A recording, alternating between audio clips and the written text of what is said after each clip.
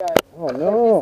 He said he's been flying for 40 years, and he made the one mistake he tells everybody: airspeed. Yeah. Airspeed.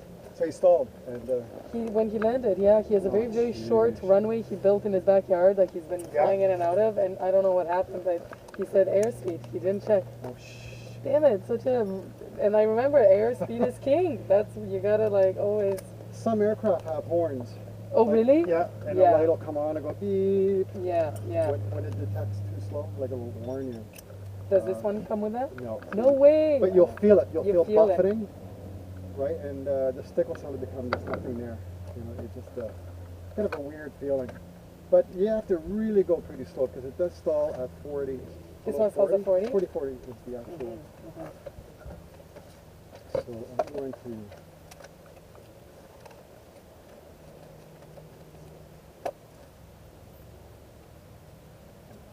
Good. So I'm gonna do this and then go home and practice everything in the flight simulation. Hopefully. And the thing is too, we'll have a bit of a ground briefing. That's right. Okay. What we did and what we need to do. Okay. So we're going to go over the checklist. So the emergency briefing. Make sure the seatbelt you tell passengers that the handle should be straight down. To the left or to the right is where it comes locks apart. and unlocks. Yeah, locks and unlocks. The Hobbs meter, I will record 6759.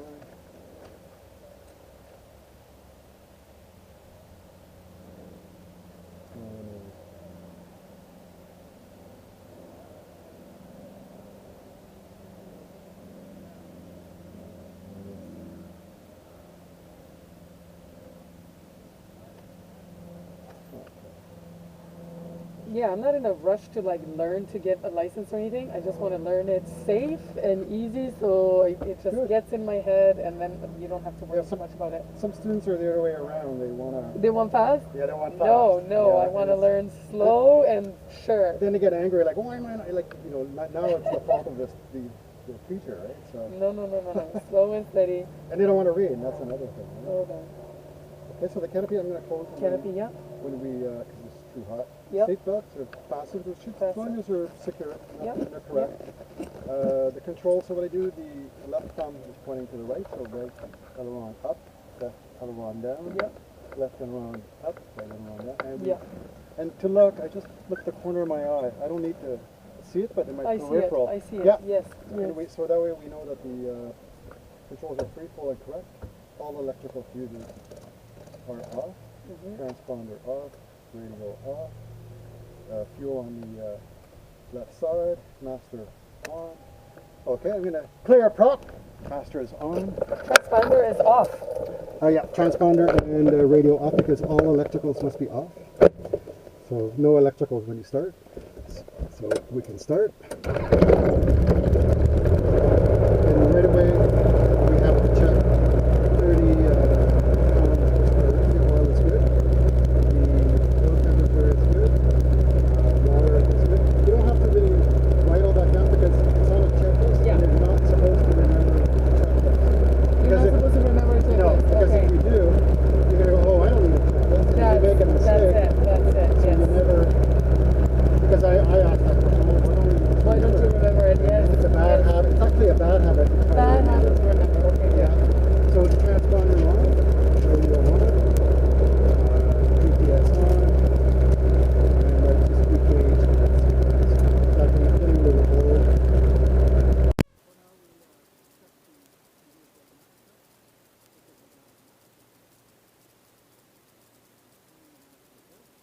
I like to put the microphone in. Yeah, just like that. And we just do a microphone check to see if you can hear me okay. Roger that. Oh, okay. And if you want, you can bring the microphone a little closer because the intercom is not that great. Sounds okay like this? Yeah, much better. Okay. Like that. Now we put on the ATIS. ATIS. And yeah, that's the airport information, automatic. Yeah. Oh yeah. Automatic information. 124.5. 55 Zulu, wind 190 visibility 30 miles. Sky conditions broken above 5,000, altimeter 3015. IFR approach on runway 01, circling runway 19, landing and departing runway 19. Inform. So are you usually right? You have information, Charlie. So Charlie. This is Langley, information, Charlie, weather at 1955 Zulu, wind 1905, visibility 30 miles. Sky conditions broken above 5,000, altimeter 3015. IFR approach on runway 01, circling runway 19, landing and departing runway 19. Inform Langley ATC, you have information, Charlie. Yeah, so we got all the information we need. This is Langley Airport information, Charlie. And that's information, Charlie? Yeah. So it's the third one of the day? Yeah. It's been changing a bit. Yeah. Yeah, the worse the weather is, or the more the weather changes. Yeah. It'll change so quickly. But if it's like a hot, dry summer day, it could be alpha all day. Wow. Yeah, because nothing is happening. Oh, okay, so I'm going to make him a call. I'm going to let him know who we are, where I am, and what we're going to do. Langley ground, advance ultralight India, Alpha Bravo Papa with Charlie, apron 2. Requesting taxi clearance for the pier. Advance ultralight India, Alpha Bravo Papa, Langley ground, runway 19, altimeter 3014, taxi via Bravo, squawk 3676, contact tower 119.0, holding short. 3676, Alpha Bravo Papa. So it just dropped a little bit, so it's going to rain. 1214. Gonna rain? Yeah, so when the barometric pressure drops, Yeah. then you know there's a low pressure coming, and at low pressures are always rain coming. So the barometric pressure is dropping, because it was high this morning was 3020. Cessna Golf Alpha, Mike November, Langley ground. So the weather's getting worse. Like the dew spread, the spread. November, and we have checked our ELT, and it is... Yeah, temperature dew point is where the temperature drops, but the dew point is high. Yeah. So when the two meet, it could form fog or cloud. But the more difference the temperature is to the dew point, the greater the spread. The greater the spread, you're not going to have any changes in weather. The thing is, it's going to be drier. It's going to be drier. Yeah. Okay, so we got our taxi clearance. Taxi clearance, yeah. Alpha Mike November ground, Roger, thank you. So now we're going to roll, landing light on, just to notify them that we're moving. And then we go straight. And we can do a brake check, so we use both feet on the pedals. You use the tops of the pedals, right? Yeah, to brake.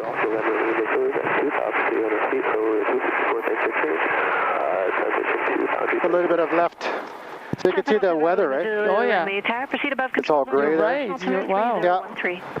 But it's temporary. It'll go away by tomorrow or the next day. So we look to the left, look to the right, look straight ahead.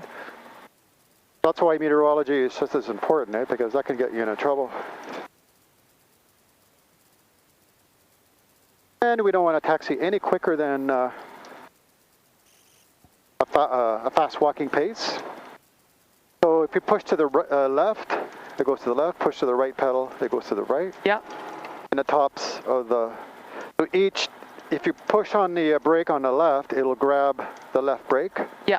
And it'll help turn the aircraft, because you're holding that left wheel, and vice versa if you push on the right. But when you push on the top, you also kind of push on the whole thing anyways. Yeah, and it seems like. And you'll feel the pedal really sink quickly, because it's stopping the left side, because it's got the brake is on. The brake is on the left, yeah. But it's making the nose, it's forcing the aircraft to go left. So now the nose wheel is having to go to the left. So you'll feel the pedal sink. That's right. And that's why they call it differential braking, because they're not tied together, the brakes, they're individual. So when you want to just hold, you have to apply both top toe brakes. When you're up in the air, you don't ever use the toe brakes, because what are you going to be braking up there? There's never a reason for you to do that. That's right. And when we, as a rule, professionally, if you don't use the brakes at all, heels on the floor. Heels on the floor, yeah. Okay, so right now I'm having to use the brakes now and then, so my feet can't be on the floor, right? Proceed above controls on your discretion. Because I'm using it to turn a little bit, pushing on our left rudder, and then straighten out. Now my feet are still on the brakes, both brakes equal. Yeah. So they're not off the floor. Their heels are not on the floor. So I'm going to hold on to the brakes, look to the right, look to the left. The aircraft is straight into the wind, rudder straight. So now I'm going to bring it up to 3,500 RPM. So that's about somewhere there, the orange. That's about 3,000, 3,500. And we're going to check the magneto. So left, right, back to both. And we never saw a drop in the RPM. But that's good. If I saw a big drop, like 100 RPM, there's something wrong, and you'll hear it. You'll hear, oh, it's running rough. There's something wrong with the system. Okay, so now I'm going to put this on full on the other tank. So I'm going to put this on 119.0, the frequency. So tower's on standby. Over here. And I'm going to put the squawk code 3676. 3676. That's the squawk code she gave me moments ago. So I'm still on standby. I've got the tower frequency on standby. We're on the ground frequency at the moment because we're on a taxiway. We don't change. We leave it on the ground frequency until we get all the way up to the hold line. Yeah, because I could be taxiing up to the holding line, and she may say, "Hey, Alpha Bravo Papa, there's a fuel truck coming." That's right. So you don't change it until you're right up against it and you're ready for takeoff. Then you can switch it over. And how do you switch? Just the button? Yeah, there's a back and forth button here, the flip flop. Back and forth. Got it. You can see that if I do this all day, it just flip flops to the left or right like that. Okay. So we've got the radio transponder set and everything. So now we do the canopy. The pre-takeoff checklist, so the canopy is closed, affirmative, yours is locked. Also, I forgot to mention, if I say in an emergency to lift, unlatch your door, you unlatch, remove this up, slide this all the way forward, but don't lift the canopy until the airplane comes to a full stop if we have to put the plane down in the field, right? So you have to say that. You have to say that to your passengers, and that's also perfect. It's safe, yeah. And it's also part of when you have if the air examiner, he'll want to hear you say that. Eh? So and it's law. If to get into a WestJet, they'll tell you the exact same thing. So the emergency doors are here in the event. How to unbuckle and all everything. That. You gotta learn. It's the rule. That's right. So even with small aircraft, it's like that, and it's good pilot airmanship to do that. Okay. So the baggage area is secure. The seat belts are adjusted, they're not slack. Okay. Engine gauges are in the green, so we got 30 pounds per pressure. Oil temperature is cool, water temperature is cool. I just want to make sure, I want to hear the traffic. We've got a charge, so the alternator is working.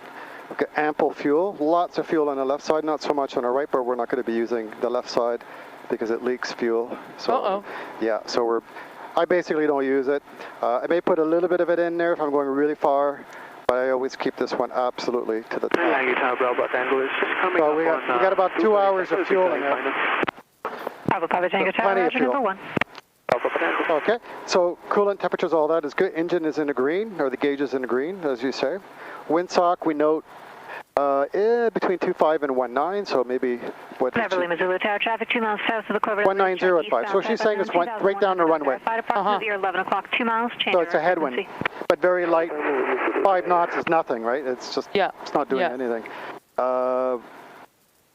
Okay. So the takeoff procedure. When we take off runway 19, we fly the runway heading 190. When we see where all the cars are, Fraser Highway. Then we gently turn 30 degrees to the left, or 160, because left is less. So 190 minus 30 degrees is 160, so we turn to the left 160 heading. And we hold that heading flying the green patch between the condominiums, because in between the condominiums there's just a forest.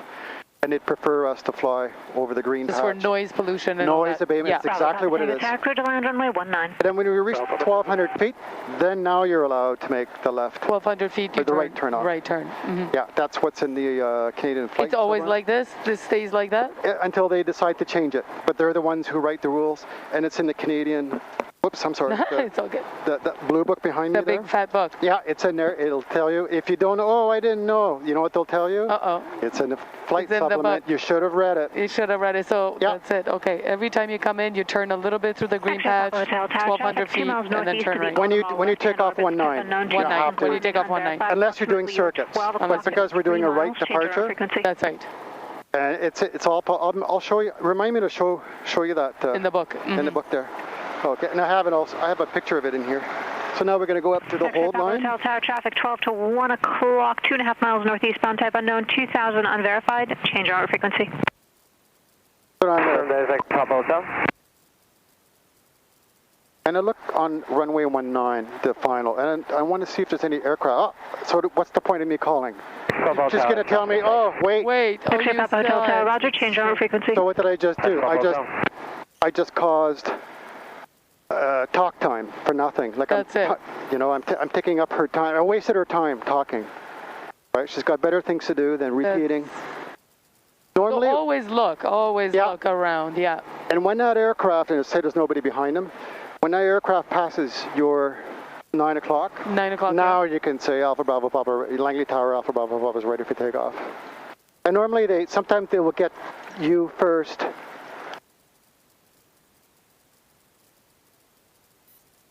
Langley Tower Alpha Bravo Papa, ready for takeoff. Alpha Bravo Papa Tower from Bravo, backtrack to line up and wait, runway 19. Line up and wait, 19, Alpha Bravo Papa. So line up and wait.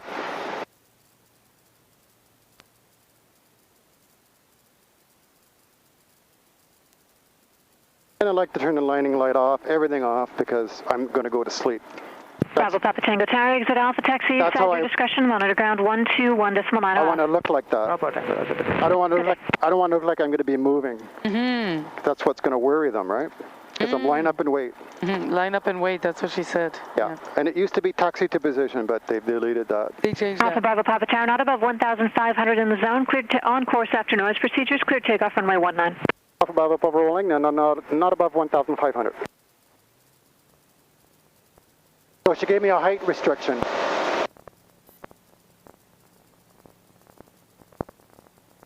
And we got 40, so we hover over. We got a bit of a crosswind, right? So now we can climb.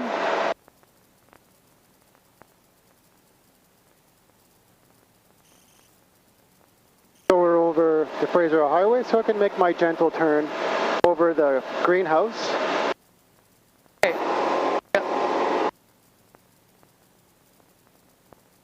This one is a little easier to see, so about 173, 172 degrees.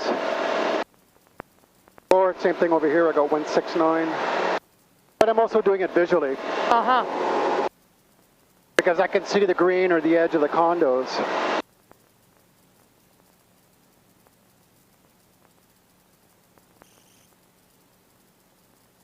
And you get used to it. I know the green roofs are over here, so you can see the edge of the condos here, right down below you there. See the perimeter. Yeah. But are you still giving it a little bit of throttle or no more? Yeah, oh, it's full throttle. It's full throttle right now. Yeah, always full power on takeoff. And we're just still climbing. Yeah, so now we're going to turn because we're at 1,300, and I'm going to level off. Why? She told me not above 1,500. So to be safe, I may go to 1,400. 1,400. Yeah, like a 100-foot buffer. Uh-huh. And she'll get back to me. She'll go to height restriction, canceled. And the reason she does that is that there's traffic around here. So when I level off, I powered back because it's up. Your rudders are okay right now? You're not doing anything with them? No. If I had to, I'm going to make sure the ball is in the center. Right. Everything looks good. Yeah. Everything is in the green. You got to look around for like oncoming traffic. Yeah. So we're in a control zone, so it's, I mean, the responsibility is still yours, but they do most of the. I'm going to put this to 127.6. That's boundary base frequency.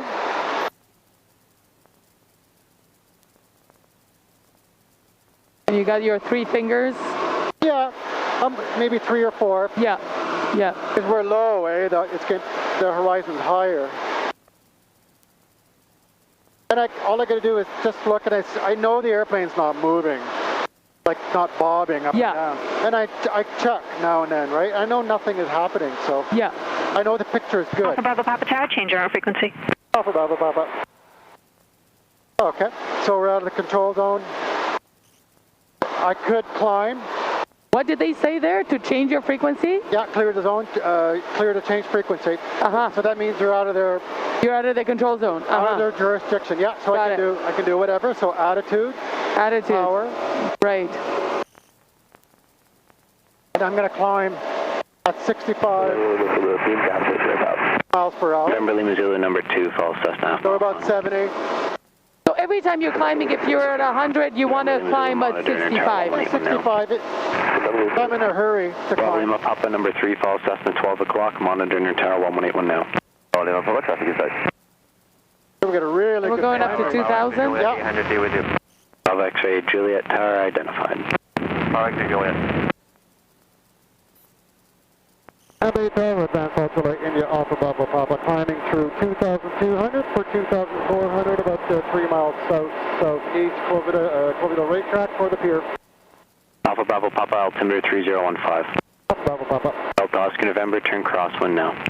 2,400 feet, so attitude. Yeah. And I'm kind of like holding it, and then power back.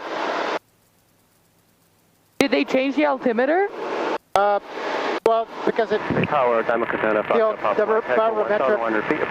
barometric pressure could be different area. So she's 1.5, and she told me 1.9. No, 1.4. So it is 1.5. So it is a little bit different. Not much. Because if I go to Abbotsford, the altimeter might be 3018. Whereas in Boundary Bay, it could be 3014. Because the system, there's different air pressure everywhere, right? Would you like back? Contact ground 124. So what the air pressure is, it's like there may be denser, higher air pressure in one area, and then you go to another area, and it's like there's no air pressure. So maybe I'll just trim up a little bit. Like that. You did the elevator trim, yeah. Yeah, elevator trim, just so that if we let go, then not doing anything. Well. Like that. Yeah. So that's that's the thing with barometric pressure, because if we had no weather, absolutely no weather, no clouds, we wouldn't be around anywhere, then the pressure would be equal everywhere.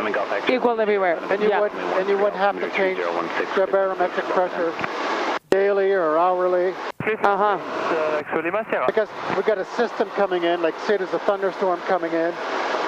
Did he say that there was some crosswinds at one point? Nope. No crosswinds. Nope. Following a Cessna just north of the gas stations at your 10 o'clock. Okay, so you have control, so you have to have control. I have control, yeah.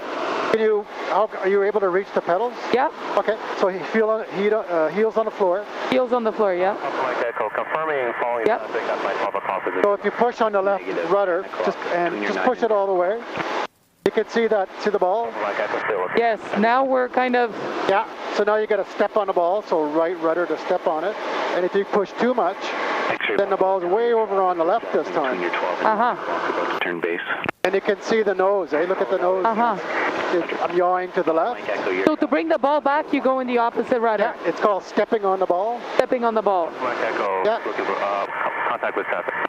So if the ball's way over on the right, well, I got to use right rudder or step on the right. Short runway 13. Step on the ball. Yeah, step on the ball. So you got all these little... The traffic headlights at Delta, clear to land, runway 13. You have all these little acronyms, these sayings? Yes, that's wonderful. Or paraphrases? November Lima Zulu exit. Step on the ball, yeah. Okay, so you got control. So to maintain level flight... When I turn like that, do I also use the aileron or just the rudder? I guess if I want to keep it straight unless I'm banking or something like that. When you turn... Yeah. Like say, okay, we have to make our turn. I'm going to bank, but at the same time, I'm going to use a little bit of same side rudder. So if I turn left, I'm going to use a little bit of left rudder, a little bit. A little bit of left rudder. It depends.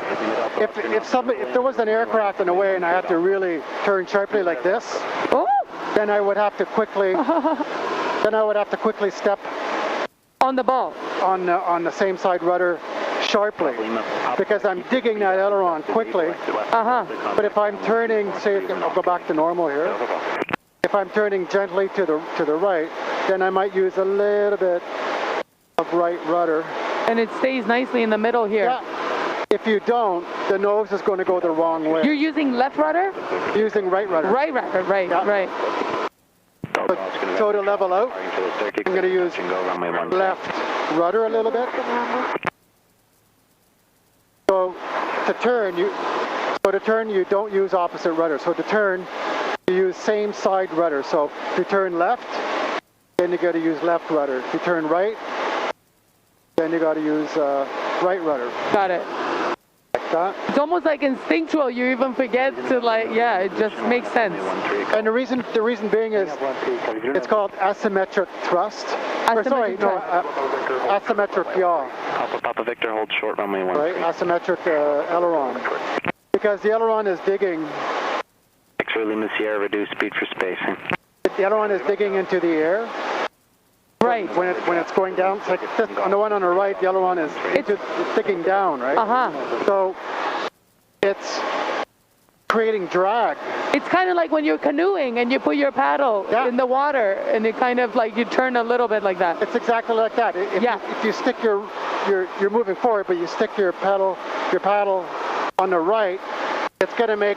You're going a little bit to the right, So the same thing. If I stick my aileron, my paddle into the airflow like that, it's going to make the nose